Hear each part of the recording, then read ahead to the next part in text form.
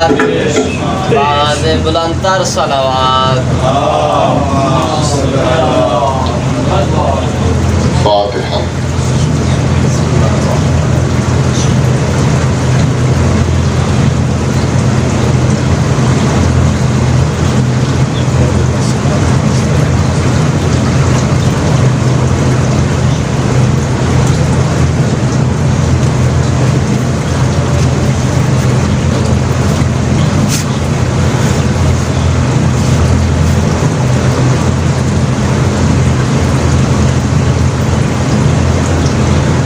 اعوذ باللہ من الشیطان اللعین الرجیم.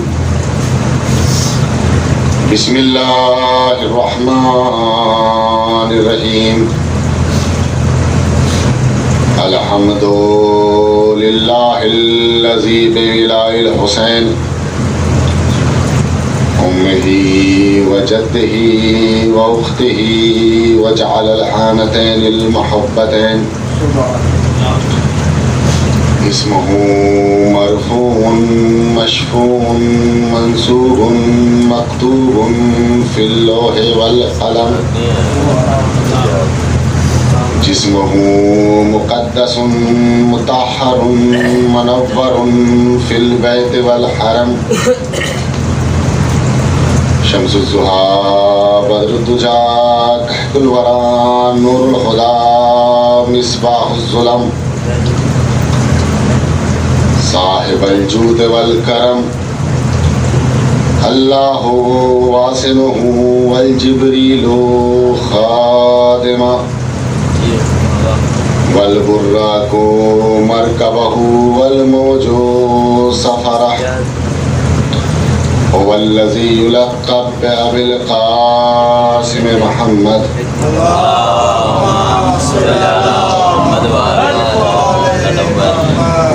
الطیبین الطاہرین المعصومین المظلومین. اما بعد فقد قال اللہ تعالی وتبارک فی کتابہ المجید وهو اصدق الصادقین وقولہ الحق ثم الحق. بسم اللہ الرحمن الرحیم. وجعلناہم ائمۃ یہدون بامرنا وأوحينا إليهم فعل الخيرات وإقام الصلاة وإيتاء الزكاة وكانوا لنا عابدين. صلوات اللهم صل على محمد وآل محمد. قبل از کہ حضرات کے سامنے کشائی کی جائے یہ کہتے ہیں نہایت ضروری سمجھتا ہوں کہ اگر دوران گفتگو کوئی خطا ہے غلطی سرزد ہو جائے تو طلبہ کرام کا مجمع ہے، میں چاہوں گا کہ بعد مجلس اصلاح ہو جائے. اور دوسری بات آپ حضرات کے ذہن نشین کر دوں، میرا اپنا مزاج ہے کہ میں زیادہ لمبا چوڑا پڑھنے کا قائل نہیں ہوں. 30 یا 35 منٹ اس سے زیادہ انشاءاللہ نہیں ہوگا، کیونکہ طلبہ میں اس طرح ہوتا ہے کہ جب خطیب منبر پر آتا ہے تو سنتے کم ہے سوچتے زیادہ ہے.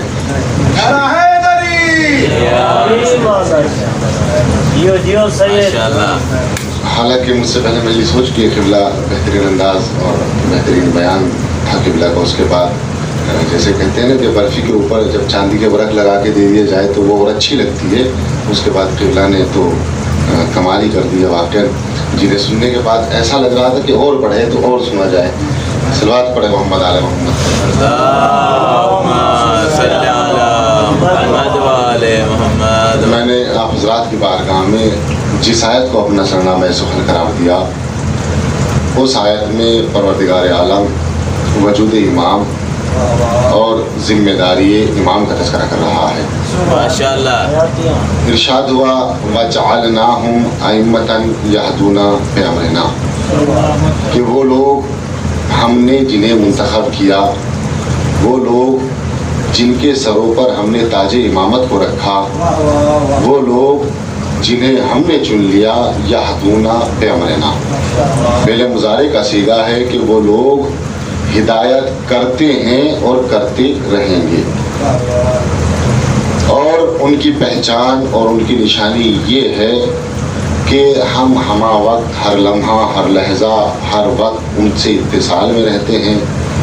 ان کا اور ہمارا وہی کا تعلق ہے کہ وہ جب بھی کرے عمل خیر کرے، وَإِقَامَ الصَّلَاةِ وَإِيتَاءَ الزَّكَاةِ، اور یہی تو وہ لوگ ہیں کہ جو نماز کو زندگی دیتے ہیں اور زکوٰۃ کو حیات بخشتے ہیں۔ وَكَانُوا لَنَا عَابِدِينَ، اور ان کی پہچان، ان کی نشانی، ان کی شناخت، ان کی علامت یہ ہے کہ انہوں نے اپنے گزرے ہوئے زمانے میں کبھی غیر خدا کے سامنے اپنی پیشانی کو شرمندہ سجدہ نہیں کیا۔ انہوں نے جب بھی عبادت کی ہماری عبادت کی، انہوں نے جب بھی سر کو جھکایا ہماری بارگاہ میں جھکایا۔ اس کا مطلب یہ ہے کہ امام ہونے کے لیے سب سے اہم یہ ہے کہ اس نے کبھی غیر خدا کی عبادت نہ کی ہو، اور اگر کوئی ایسا امام بن جائے کہ جس نے کبھی غیر خدا کی عبادت کی ہو تو وہ لوگوں کا بنایا ہوا ہو سکتا ہے، ہمارا بنایا ہوا نہیں ہو سکتا۔ اس لیے اللہ نے قرآن میں امام کے کردار، امام کے افعال، امام کے حرکات، امام کے سکنات اور امام کے تصور اور فکر سب پر ایک مہر لگا دی اور ایک پابندی لگا دی کہ دیکھو خبردار، ہوشیار، کبھی بھی یہ نہ سوچ لینا کہ تمہارا بنایا ہوا، تمہارا چنا ہوا، تمہارا انتخاب کردہ کوئی امام ہو سکتا ہے، بلکہ ہم نے یہ بات واضح اور آشکار کر دی ہے کہ امام بنانا ہمارا کام ہے، اتباع کرنا تمہارا کام ہے۔ یعنی انسان کی ذمہ داری صرف اور صرف یہ ہے کہ وہ اللہ کے بنائے ہوئے کی اتباع کرے۔ اس کا یہ کام نہیں ہے کہ وہ خود کسی کو امام بنا بیٹھے۔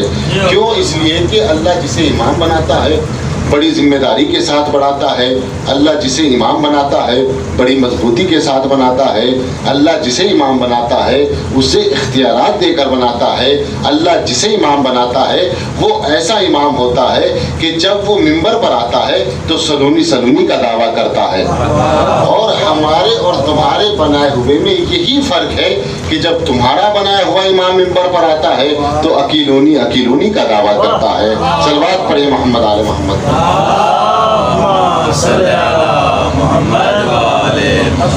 تو انسان کی ہدایت کے لیے، انسان کو مکارم اخلاق کی دعوت دینے کے لیے، انسان کو حق باطل کا امتیاز سکھانے کے لیے، تاکہ انسان کو یہ پتہ چل سکے کہ کیا حق ہے، کیا باطل ہے، کیا رائٹ ہے، کیا رونگ ہے، کیا سچ ہے، کیا جھوٹ ہے، اللہ نے اماموں کا انتخاب کیا تاکہ اس کا عمل امام کی اتباع میں اس معیار پر ہو سکے کہ جس معیار پر عمل کی چاہت اللہ نے کی ہے، جس طریقے سے اللہ نے مطلوب کیا ہے۔ آپ دیکھیں عمل کیا ہے، کوئی بھی عمل ہو، ہر عمل کے لیے ایک تحریک باطنی کا ہونا ضروری ہے۔ توجہ چاہتا ہوں آپ حضرات کی، کوئی بھی عمل ہو، ہر عمل کے لیے ایک تحریک باطنی کا ہونا ضروری ہے۔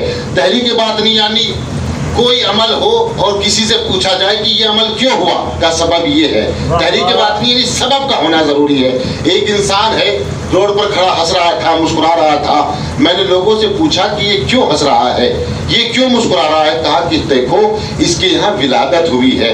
تو میں سمجھ گیا کہ اس کا ہنسنا بلا وجہ نہیں ہے، اس کا ہنسنا دیوانہ پر نہیں ہے، اس کا ہنسنا مجنونیت کی بنا پر نہیں ہے، بلکہ اس کے ہنسنے کی تحریک باطنی یہ ہے کہ اس کے یہاں ولادت ہوئی ہے، اس کے یہاں خوشی ہوئی ہے۔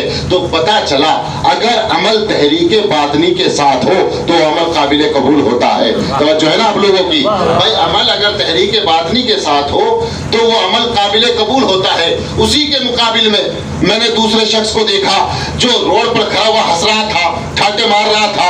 میں نے پوچھا یہ کیوں ہنس رہا ہے، کہا پتہ نہیں کیوں ہنس رہا ہے۔ میں نے کہا کوئی تو وجہ ہوگی، کہا نہ اس کے یہاں شادی ہے، نہ ولادت ہوئی ہے، نہ کوئی خوشی ہے، تو پھر ہنسنے کا سبب کیا ہے؟ کہا نہیں قبلہ یہ پاگل ہو گیا ہے، یہ مجنون ہو گیا ہے، یہ دیوانہ ہو گیا۔ کیوں؟ کیونکہ اس کا عمل بغیر تحریک باطنی کے ہے، اس کے عمل میں کوئی سبب نہیں ہے۔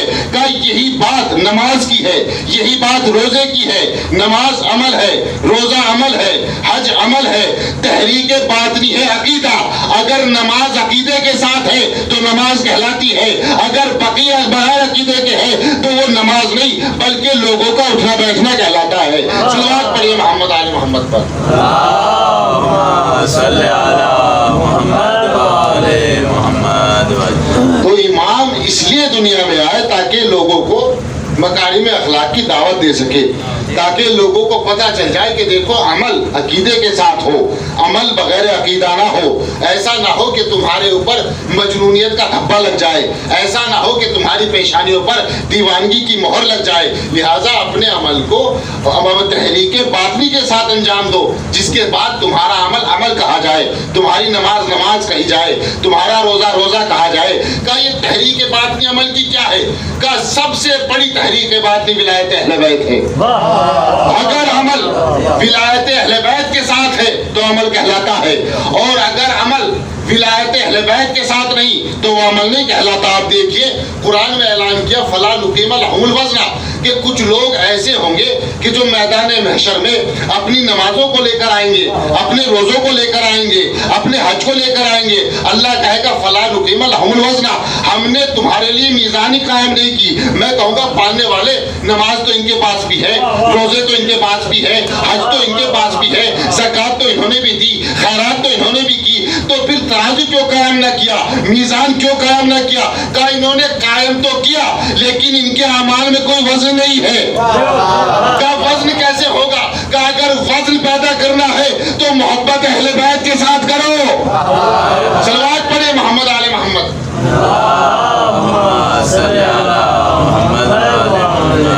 اس لیے ارشاد ہوا کہ دیکھو امام کا پہچاننا اور امام کا جاننا کتنا ضروری ہے، کہ جو اپنے وقت کے امام کو پہچانے بغیر مر جائے اس کی موت جہالت کی موت ہوتی ہے، اس کی موت نادان کی موت ہوتی ہے۔ کتنا ضروری ہے کہ پھر امام کو پہچانا کیسے جائے، کیسے امام کو پہچانا جائے؟ کہ ہم امام کو دیکھیں گے تب پہچانیں گے، کہ دیکھنا اور ہے پہچاننا اور ہے۔ توجہ چاہتا ہوں سارے گرامی، معرفت اور دید دونوں میں بڑا فرق ہے۔ دیکھنا، ہمارے سامنے کافر گزرا ہم نے دیکھا، دیکھ اسے بھی لیا، ہمارے سامنے مومن گزرا ہم نے آنکھوں سے دیکھا، دیکھ اسے بھی لیا۔ کہ کیا اس آنکھوں سے دیکھنا چاہیے؟ کہ نہیں، دیکھنا اور ہے، معرفت اور ہے، اور معرفت کے لیے آنکھوں کی ضرورت نہیں، معرفت کے لیے آنکھوں کی ضرورت نہیں۔ چوتھے امام ہے، چوتھے امام کے پاس ابا بشیر ہے۔ ابا بشیر کہتے ہیں مولا جو اپنے وقت کے امام کو نہ دیکھے اس کی موت جہالت کی موت ہوتی ہے، اس کی موت نادان کی موت ہوتی ہے۔ یہ بتائیے کیا سب امام کو دیکھتے ہیں؟ کیا سب کے لیے ضروری ہے کہ وہ امام کو دیکھے؟ امام نے کہا ہاں، جو بھی مومن ہے وہ اپنے وقت کے امام کو دیکھتا ہے۔ ایک مرتبہ ابا بشیر نے ایک شخص کی طرف اشارہ کیا جو مخفوف تھا۔ مخفوف اسے کہتے ہیں کہ جو اتنا اندھا ہو کہ جس کی پلکیں آپس میں جڑ گئی ہو۔ ایک مرتبہ ابا بشیر کہتا ہے مولا یہ بتائیے کہ یہ جو سامنے اندھا بیٹھا ہے کیا یہ بھی اپنے وقت کے امام کو دیکھے گا؟ کہ مجھ سے کیا پوچھتے ہو، جاؤ مخفوف سے جا کر پوچھو۔ ابا بشیر اس کے قریب آیا اور آنے کے بعد کہا مخفوف یہ بتا کیا تم اپنے امام کو جانتے ہو، پہچانتے ہو؟ اگر دیکھو گے پہچان لو گے۔ ایک مرتبہ مخفوف کہتا ہے ہاں کیوں نہیں، میں اپنے امام کو جانتا ہوں، پہچانتا ہوں۔ کہا بتا پھر تیرا امام کہاں ہے؟ ایک مرتبہ مخفوف مسکرایا اور مسکرانے کے بعد کہا ابا بشیر ارے مذاق کیوں کرتے ہو، یہ جو میرے سامنے ہے یہ میرا امام ہے۔ ایک مرتبہ بشیر نے ہاتھوں کو جوڑا اور جوڑ کر کہا مخفوف یہ تو بتا تیرے آنکھیں نہیں، تو دیکھ نہیں سکتا، تیری پلکیں جڑی ہوئی ہے، تو نے کیسے دیکھ لیا کہ جو سامنے ہے وہ تیرا امام ہے؟ ایک مرتبہ مخفوف کہتا ہے ابا بشیر کیا تجھے نہیں معلوم امام کو دیکھنے کے لیے ان آنکھوں کی نہیں ان آنکھوں کی ضرورت پڑتی ہے۔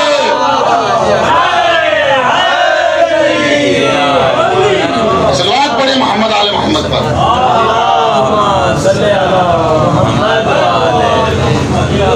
امام کو دیکھنے کے لیے ظاہری آنکھوں کی ضرورت نہیں ہے بلکہ امام کو دیکھنے کے لیے ان آنکھوں کی ضرورت پڑتی ہے۔ دل سے امام کو دیکھا جاتا ہے۔ اس لیے آپ دیکھیں یہ ایک تجربہ ہے کہ جب انسان کسی ایسی مقدس جگہ پر پہنچتا ہے کہ جہاں ایک مقدس ہو، مثلا روزے پر کوئی انسان ہے اور وہ انسان ایسا ہو کہ جو پہلی بار آیا ہو، تو انسان کے بدن کا رومٹا کھڑا ہو جاتا ہے، کھڑا ہو جاتا ہے۔ کیوں کھڑا ہو جاتا ہے؟ کیونکہ وہ جان رہا ہے کہ میرے سامنے ایک مقدس شخصیت ہے۔ انسان کو پتہ چلے یا نہ چلے اس کے بدن کے روحوں کو پتہ چل جاتا ہے کہ میرے سامنے کوئی مقدس شخصیت ہے۔ تو یہ امام کو جو بھی مومن ہے وہ امام کو دیکھتا ہے، وہ امام کو پہچانتا ہے۔ کیسے پہچانتا ہے؟ کہ امام کو دیکھنے کے لیے ظاہری آنکھوں کی ضرورت نہیں بلکہ دل کی آنکھوں کی ضرورت ہے. اور جو امام کو ظاہری آنکھوں سے دیکھتے ہیں وہ کبھی امام کی معرفت حاصل نہیں کر سکتے. پھر وہ کبھی امام کو اپنا جیسا کہتے ہیں, کبھی امام کو اپنا رشتہ دار بتاتے ہیں. کیوں؟ اس لیے کہ انہوں نے امام کو دل کی آنکھوں سے نہیں ظاہری آنکھوں سے دیکھا. اور جب انہوں نے اماموں کے کرامات کو دیکھا تو انہوں نے اس کو جادو اور سحر کہا. کیوں؟ اس لیے کہ ان کے دل کالے ہو چکے تھے, ان کے دل مردہ ہو چکے تھے. امام زندہ دلوں میں آتا ہے, مردہ دلوں میں نہیں آتا. صلوات پڑھیں محمد آل محمد پر.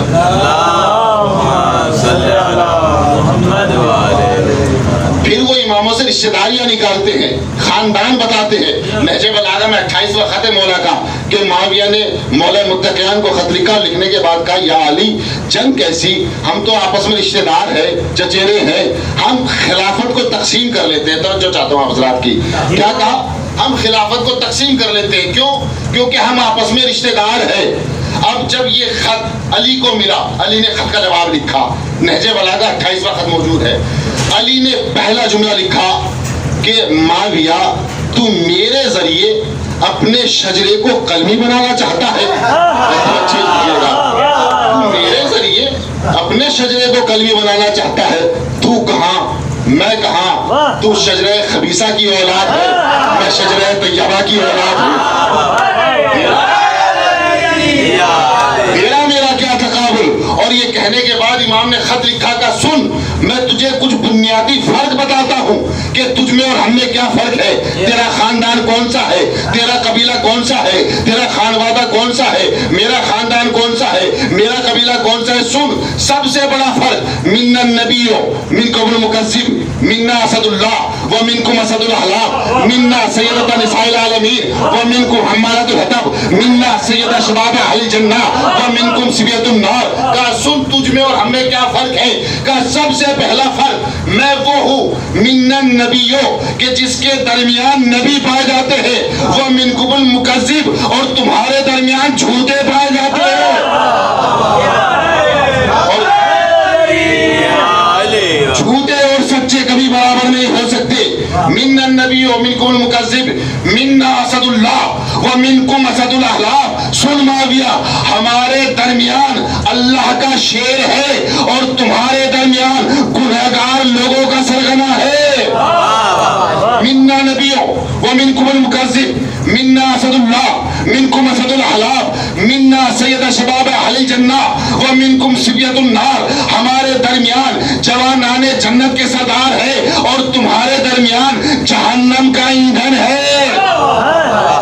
تمہارے درمیان جہنم کا ایندھن ہے. اور اس کے بعد علی نے کہا سنو, وہ لوگ جو یہ کہتے ہیں کہ تبرہ نہ پڑھا جائے, وہ لوگ جو یہ کہتے ہیں کہ کسی کے شجرے کو نہ کہانا جائے, وہ علی کا جملہ سن لے. علی نے کہا سنو, تم میں اور ہم میں کیا فرق ہے. منا سیدۃ نساء العالمین ومنکم حمالۃ الحطب. ہمارے درمیان بہترین عورتوں کی بہترین سردار ہے اور تمہارے درمیان حمالۃ الحطب ہے.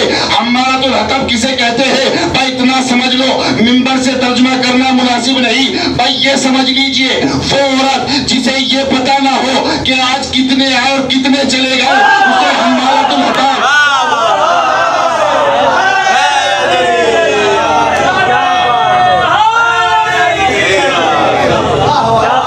یہ پتہ نہ ہو کہ آج کتنے آئے تھے کتنے چلے گئے, اسے حمالۃ الحطب کہا جاتا ہے. تم نے اور ہم میں بڑا فرق ہے. ہمارے درمیان بہترین عورتوں کی سردار موجود ہے, تمہارے درمیان حمالۃ الحطب ہے. اور اس کے بعد بہترین جملہ امام نے ارشاد فرمایا سن, تجھ میں اور ہم میں کیا فرق ہے. نحنو ثناء ربنا وہ بعد ثناؤنا لنا. ہم وہ ہے کہ جسے پروردگار عالم نے بے نفس نفیس بنایا, اور ہم تم باقی وہ ہے کہ جن سب کو ہماری وجہ سے بنایا گیا. اس کا مطلب یہ ہے کہ ساری کائنات وہ ہے کہ اگر علی نہ ہوتے تو دنیا پیدا نہ ہوتی.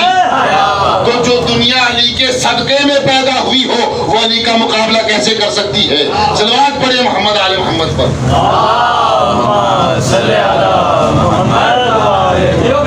علی نے کہا تیرا میرا کیا مقابلہ, تیرا میرا خاندان کہاں, میرا خاندان کہاں, تو کہاں میں کہاں. تم میں اور ہم میں بڑا فرق ہے. اور اور یہ کہنے کے بعد امام نے جملے ارشاد فرمائے، تاریخ نے لکھا یہی واقعہ دربار ابن زیاد میں سید سجاد کے ساتھ رونما ہوا کہ جب سید سجاد کے سامنے ابن زیاد نے کلام کیا تو سید سجاد نے اپنے جد علی کے ان جملوں کو دہرایا اور دہرانے کے بعد ایک جملے کا اضافہ کیا. وہ کہتے سن ابن زیاد، ہم میں اور بنی امیہ میں بڑا فرق ہے. سب سے بڑا فرق یہ ہے کہ منا النبیو منکم المکذب، منا اسد اللہ منکم اسد الحلال، منا سید شباب اہل الجنہ ومنکم سبیۃ النار، منا سیدۃ نساء العالمین ومنکم حمالۃ الحطب. اس کے بعد سید سجاد کہتے ہیں ابن زیاد کیا یہ کم فرق ہے کہ تو ہمارے درمیان عبادت صلوات پر محمد علی محمد پر ابن زیاد کیا یہ کم فرق ہے کہ ہمارے درمیان نبی پائے جاتے ہیں، تمہارے درمیان جھوٹے پائے جاتے ہیں، ہمارے درمیان جنت کے سردار ہے، تمہارے درمیان جہنم کے ایندھن ہے، ہمارے درمیان سیدہ جیسے خاتون ہے، تمہارے درمیان حمالۃ الحطب ہے. اور سن ابن زیاد سب سے بڑا فرق یہ ہے کہ ہندا تم میں سے، حمزہ ہم میں سے. صلوات پڑھی محمد آل محمد پر. اللہم صلی علی محمد و آل محمد. ہندا تم میں سے، جگر خار ہندا تم میں سے، حمزہ ہم میں سے. سجاد نے بتا دیا کہ تم میں اور ہم میں کیا فرق ہے. تاریخ نے لکھا کہ جب ابن زیاد کے دربار میں امام سجاد آئے، عالم یہ ہے کہ ہتھکڑی بیڑیوں میں پیوست ہے، سر جھکا ہوا ہے. تو ایک مرتبہ ابن زیاد اپنے سپاہی سے پوچھتا ہے کہ یہ جو سر جھکا ہوا ہے یہ کون ہے؟ تو جو چاہتا ہوں زان گرامی، سپاہی نے جواب دیا کہ یہ علی کا بیٹا علی ہے، یہ حسین کا بیٹا علی ہے. اتنا ابن زیاد نے سنا، غصہ آ گیا، ناراض ہو گیا. کیوں؟ کیونکہ نسل کی خرابی تھی. نسل خراب علی کو برداشت نہیں کر سکتے. علی کو سمجھنے کے لیے نسل کی طہارت ضروری ہے، نسل کی نہیں، ماں کی طہارت ضروری ہے. ماں طاہر ہوگی تو بچہ بھی طاہر ہوگا. یہی واقعہ جب جناب علی اکبر کی ولادت ہوئی، ایک مرتبہ امام حسین کے اکبر کی ولادت ہوئی، ایک شخص مروان کے پاس پہنچا. مروان سے جانے کے بعد کہا کہ حسین کے یہاں ولادت ہوئی ہے. مروان نے پوچھا نام کیا رکھا ہے؟ تو ایک مرتبہ اس شخص نے کہا کہ حسین نے اپنے بیٹے کا نام علی رکھا ہے.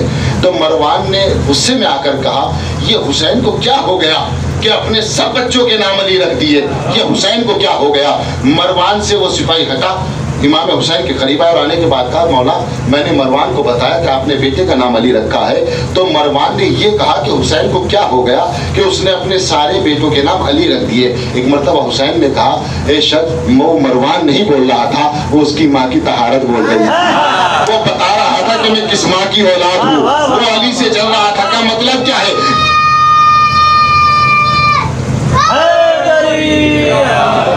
وہ نہیں بول رہا تھا بلکہ اس کے ماں کا کردار بول رہا تھا. کیوں؟ کیونکہ میرے جب پہلے ہی فرما گئے کہ علی سے محبت وہی کر سکتا ہے جو طاہر الولادہ ہو، علی سے نفرت وہ کرے گا جو خبیث الولادہ ہو.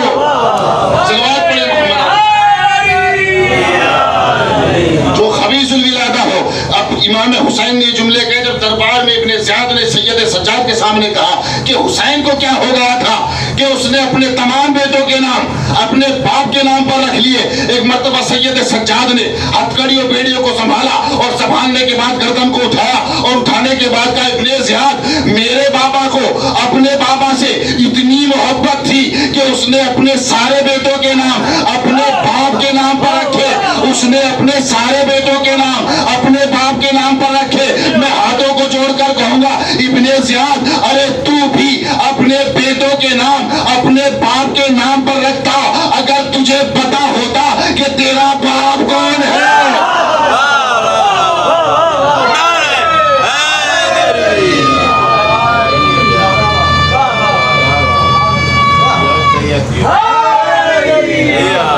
اگر تجھے پتا ہوتا کہ تیرا باپ کون ہے تو بھی اپنے بیٹوں کے نام اپنے باپ کے نام پر رکھتا، لیکن تیری مجبوری ہے تو رکھ نہیں سکتا. جن کی پہچان چہرے دیکھ کے کی جاتی ہو وہ کیا اپنے باپ کا نام رکھیں گے؟ کیونکہ باپ کا نام ماں بتا سکتی ہے، باپ نہیں بتا سکتا. شکلیں کبھی ورثے میں ملتی ہے کبھی نہیں ملتی ہے، اور ان کا انتخاب یہ ہے کہ شکل کو دیکھا کہ یہ فلاں کی اولاد ہے، شکل کو دیکھا یہ فلاں کی اولاد ہے. آپ دیکھیں کتابوں میں شجرہ موجود ہے، ایسے ایسے افراد ہیں کہ جن کی دادی پھوپھی ماں سب ایک ہی عورت بن گئی. عجیب اتفاق تاریخ کا. صلوات پڑھے محمد علی محمد.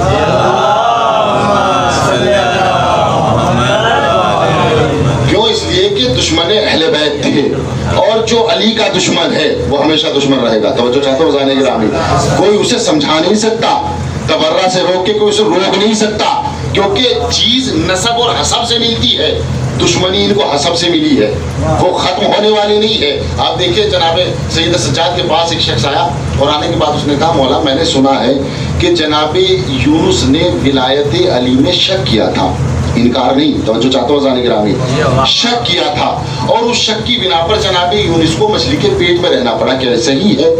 फिर मैं तवज्जो चाहता हूँ, क्या कहा? शक किया था, इनकार नहीं। नबी के शक करने की सजा ये है कि उसे मछली के पेट में जाना पड़ा, तो जो इनकार करे तवज्जो है ना आप लोगों की, क्योंकि इनकार और शक में फर्क है। शक का मतलब ये है कि 50-50 है, हो भी सकता है हो भी नहीं सकता, लेकिन जो इनकार करे और एक नबी जिसे अल्लाह ने मुंतखब किया हो अगर वो शक करे तो तारीख के जुमले हैं कि अल्लाह ने मछली के पेट में यूनुस की खाल उतार दी, सिर्फ शक करने की बिना पर, शक करने की बिना पर। तो जो इनकार करे उनका क्या आलम होगा? क्या वो जन्नत में जा सकते हैं? जो ये जन्नत का दावा, जन्नत मिल जाए, रोजे जन्नत के लिए, हज जन्नत के लिए, नमाज जन्नत के लिए, खुम जन्नत के लिए, सब के जन्नत में जाएंगे, लेकिन अल्लाह ने कहा घबराओ नहीं, अली जन्नत और जहन्नम का तकसीम करने वाला है। जन्नत चाहिए तो अली के दर पे आना होगा, जहन्नम भी अली के दर से मिलेगा। तारीख ने लिखा कि जब मैदान महशर होगा, इस वक्त जब मोमिनों की जमात आएगी तो अली पुले सिरात पर होंगे और होने के बाद एक जुमला कहेंगे, जन्नत ये बंदा मेरा है, मेरा मुहीब है, तो जन्नत कहेगी आजा मैं तेरा इस्तकबाल करती हूँ, आजा मैं तेरा इस्तकबाल करती हूँ। और जब कोई मुनकिर विलायत आएगा तो जहन्नम की तरफ अली मुखातब होंगे, जहन्नम ये तेरा है, देख ले ये तेरा है। तारीख ने लिखा कि ये काम अली करते रहेंगे, जो जन्नती होंगे वो जन्नत में जाएंगे, क्योंकि तकसीम करने वाले हैं ना, जो जहन्नमी है वो जहन्नम में जाएंगे। मैं कहूँगा अजब नहीं, जहन्नम के अली घबराओ नहीं, खामोश हो जाओ, इंतजार करो, ये मेरा तुमसे वादा है, जो तेरा है उसे छोड़ूंगी नहीं और जो तेरा नहीं उसको बख्शूंगी नहीं। सलवात पढ़े मोहम्मद आले मोहम्मद पर। तो सैयद सज्जाद से पूछा का ये बताइए कि विलायत में शक किया था, क्या सही है? मौला ने कहा तुम्हें कोई शक है? कहा मौला मैं यकीन चाहता हूँ, मैं देखना चाहता हूँ क्या सच है। इमाम ने कहा ठीक है मैं तुम्हें दिखाता हूँ। एक सिपाही को बुलाने के बाद कहा कि इसके चेहरे पर पट्टी बांध दो, आंखों पर पट्टी बांधी गई, साथ में अब्दुल्ला इब्न उमर खबीस का बेटा था। मैं इसलिए इस बात को पढ़ रहा हूँ ताकि पता चल जाए कि शजरे बदला नहीं करते, चाहे वो इमाम की पास ही क्यों ना रहे, जो जैसा है वैसा ही रहेगा। अब्दुल्ला इब्न उमर भी करीब है, मौला ने कहा इसकी भी आंखों में पट्टी बांधो। मैं कहूँगा मौला इसने तो सवाल नहीं किया, इसकी आंखों पर पट्टी क्यों बंधवा रहे हो? कहा मैं बताना चाहता हूँ कि शजरों की खराबी क्या होती है, ताकि पता चल जाए, लोग पहचान ले कि जो शजरे का खराब है वो कभी हमारा नहीं हो सकता। आगे पे पट्टी बांधी गई। एक मरतबा कुछ देर के बाद इमाम ने हुक्म दिया कि पट्टियों को खोल दिया जाए।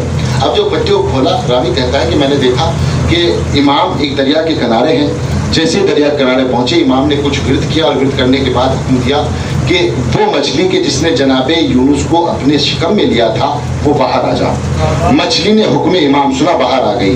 तवज्जो नहीं किया आप लोगों ने? मछली ने हुक्म इमाम सुना, बाहर आ गई। मछली थी, हुक्म इमाम सुना, बाहर आ गई, इंसान नहीं था। वो और लोग है कि नबी बुलाता है और चले जाए, ये मछली थी कि इमाम ने बुलाया तो बाहर आ गई। और आने के बाद एक मरतबा इमाम ने पूछा तेरा नाम क्या है? कहा मेरा नाम नून है। कहा इन लोगों को बता कि तूने यूनुस को क्यों निगला था?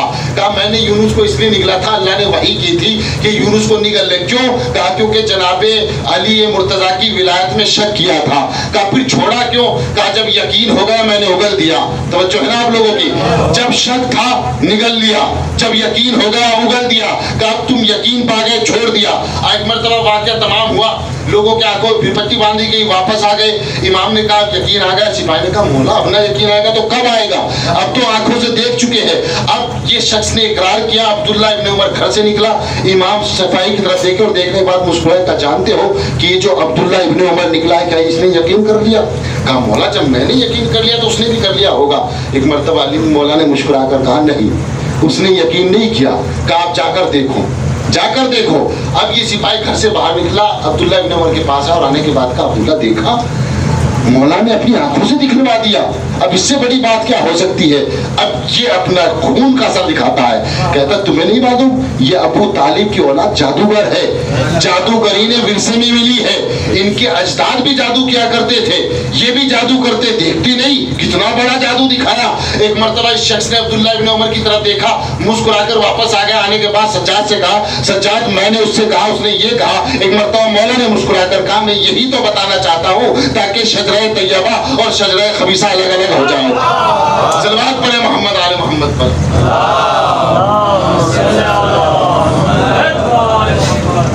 تاکہ پتہ چل جائے کہ جس کا خون خراب ہے وہ ہم سے محبت نہیں کر سکتا, وہ ہم سے محبت نہیں کر سکتا. لہذا خون کی طہارت چاہیے علی کی محبت کے لیے. اور یہی وجہ تھی کہ جس کی وجہ سے لوگوں نے اہل بیت پر ظلم کیے. ایسے ایسے ظلم تاریخ میں لکھا کہ حسین کو مدینہ چھوڑنا پڑا. اور کیسا مدینہ میں نے آپ لوگوں کے سامنے پڑھ دیا اور آپ نے سن لیا کہ حسین نے مدینہ چھوڑا. آپ ذرا تصور کریں کہ وطن چھوڑنا کتنا مشکل ہوتا ہے, اور اسے ہم سے زیادہ کون سمجھ سکتا ہے کہ ہم لوگ اپنے وطن سے دور یہاں تعلیم کے لیے آئے ہیں تو کتنا مشکل ہے اپنا وطن چھوڑنا. اور خاص کر ایسے عالم میں اگر کوئی بیمار ہو جائے تو اس کے لیے کتنا مشکل ہوتا ہے وطن کا چھوڑنا. تاریخ نے لکھا کہ واقعہ کربلا کے بعد سید سجاد خون کے آنسو روتے تھے, خون کے آنسو رویا کرتے تھے. ایک شخص تھا, بہت بڑا تاجر تھا, وہ امام کے پاس آیا اور آنے کے بعد کہنے لگا مولا میرے گھر میں مجلس حسین ہے, میں چاہتا ہوں کہ آپ تشریف لائیں.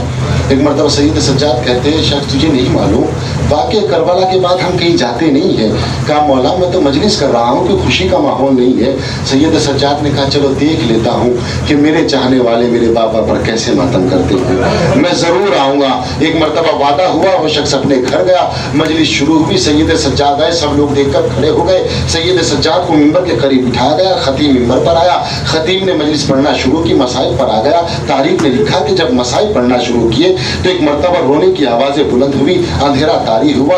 اب جو اندھیرے سے روشنی ہوئی لوگوں نے دیکھا کہ سب نظر آتے ہیں لیکن مجنون امام نظر نہیں آتا, سید سجاد نظر نہیں آتے, کہاں چلے گئے. اب جو لوگوں نے تحقیق کی تو پتہ چلا سید سجاد رونے والوں کے جوتوں کو سیدھا کر رہے تھے اور چیخیں مار مار کر رو رہے تھے. جوتوں کو سیدھا کرتے تھے, چیخیں مار مار کر روتے تھے. ایک مرتبہ بانی مجلس نے اپنے ہاتھوں کو سجاد کے قدموں پہ رکھا اور رکھنے کے بعد کہا مولا ارے یہ کیا کر رہے ہو, آپ جوتے کیوں اٹھا رہے ہو. ایک مرتبہ سید سجاد کہتے ہیں شک تجھے نہیں معلوم ان جوتوں کی کیا عظمت ہے, ان جوتوں کا کیا وقار ہے. کہا مولا قبول مولا, ہم یہ کیا دیکھ رہے ہیں کہ آپ جوتے صحیح کر رہے ہیں. کہا مجھ سے شک تجھے نہیں معلوم, ارے میرے ماں باپ میرے بابا پر کسی کو ماتم کرنے نہیں دیا گیا, کسی کو رونے نہیں دیا گیا. آج میں نے دیکھا کہ میرے چاہنے والے کیسے میرے بابا کا ماتم کر رہے ہیں, کیسے آنسو بہا رہے. تاریخ نے لکھا جیسے یہ جملے سید سجاد نے کہے ایک مرتبہ تمام لوگوں نے اپنے ہاتھوں کو جوڑا اور جوڑ کر کہا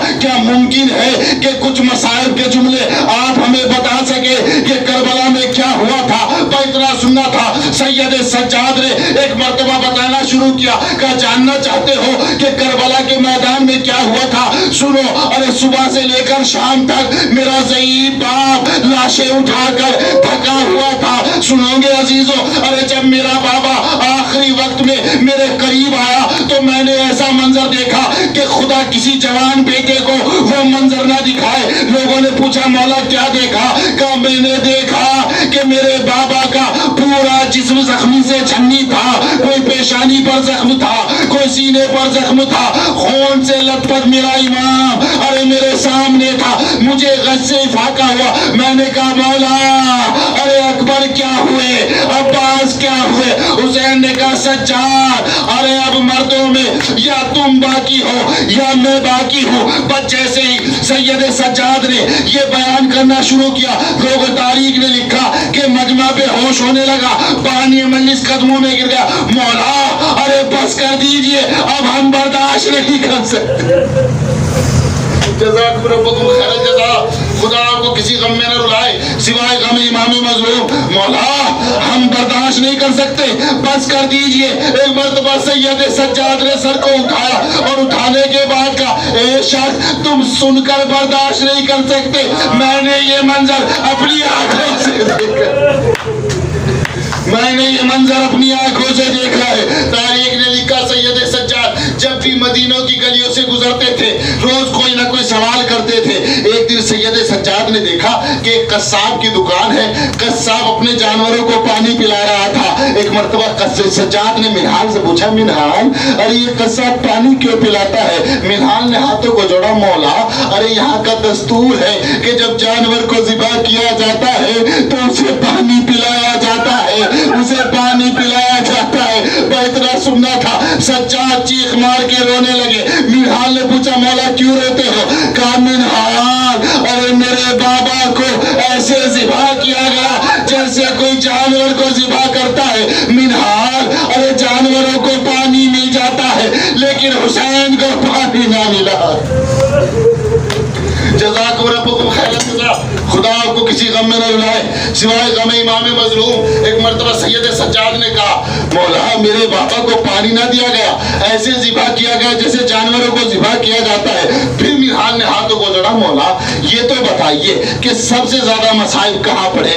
تو سجاد نے 3 مرتبہ کہا، الشام الشام الشام۔ تاریخ نے لکھا، منہال کہتے مولا ایسا شام میں کیا ہوا کہ آپ جب بھی کہتے ہیں شام کا تذکرہ کرتے ہیں؟ ایک مرتبہ سجاد کہتے ہیں منہال سنو گے برداشت کر سکو گے؟ کہا مولا بیان کیجئے۔ ایک مرتبہ سید سجاد کہتے ہیں منہال ارے جب ہم شام کے دربار میں پہنچے تو ہم نے دیکھا تماشائیوں کا مجمع تھا، عورتیں چھتوں پر تھی، سب تماشا دیکھ رہی تھی۔ ایسے عالم میں زینب و کلثوم پہ چادر و مکنا تھی۔ کہا مولا پھر کیا ہوا؟ کہا جب ہم قریب پہنچے تو کوفے کی عورتوں نے ہمارے اوپر پتھر برسانا شروع کیے، اتنے پتھر برسائے اتنے پتھر برسائے۔ سنو گے منہال جب پتھروں کی بارش رکی تو عالم یہ تھا کہ میں نے زینب کو نہ پہچانا، زینب نے مجھے نہ پہچانا۔